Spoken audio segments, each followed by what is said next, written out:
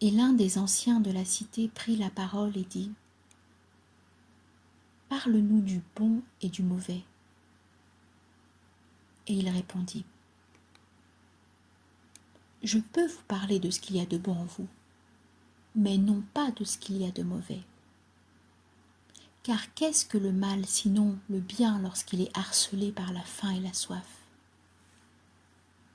Lorsque le bon a faim, il ne craint pas de chercher sa nourriture jusque dans les recoins obscurs.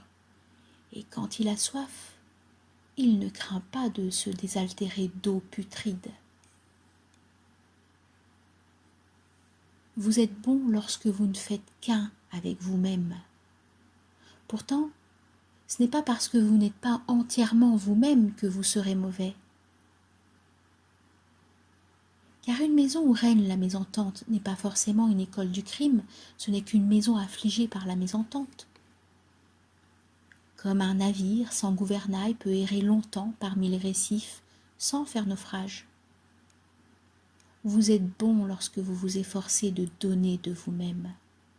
Pourtant, vous n'êtes pas forcément mauvais si vous cherchez à tourner les choses à votre avantage.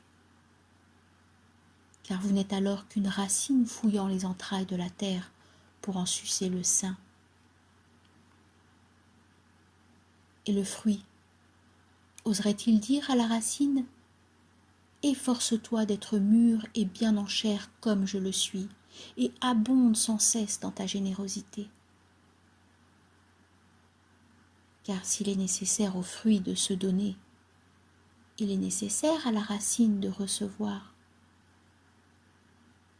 Vous êtes bon lorsque pleinement éveillé dans tout ce que vous dites.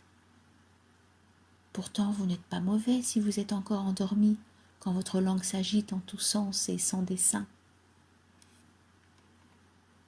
Car les efforts pour s'exprimer les plus maladroits renforcent à la longue une langue faible. Vous êtes bon quand vous allez droit au but d'un pas assuré. Et pourtant, vous n'êtes pas mauvais parce que vous allez de ci de là, tâtonnant et trébuchant. Car même ceux qui se traînent ne vont pas à rebours. Cependant, vous qui êtes fort et agile, ne boitez pas devant les infirmes, croyant ainsi les ménager leur être agréables. Il est 1000 façons de se rendre estimable. Cependant, vous ne serez pas vil si vous n'avez pas su l'être. Vous n'aurez fait que vous laisser aller et que paresser. Et il est bien regrettable que les cerfs ne puissent enseigner leur rapidité aux tortues. Votre désir de vous fondre tout entier en l'immensité est ce qu'il y a de plus noble en vous. Et il y a ce désir en chacun de vous. Mais pour certains, ce désir est si violent que, tel un torrent impétueux, il emporte avec lui le mystère des collines et le chant des forêts, les précipitant dans la mer.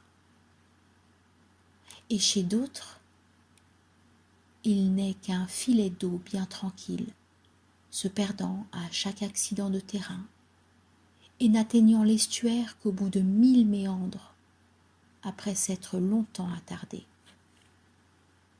Mais celui qui a les plus hautes aspirations ne saurait dire à celui qui ne tend à rien « Qu'est-ce qui te retient et te rend si hésitant ?»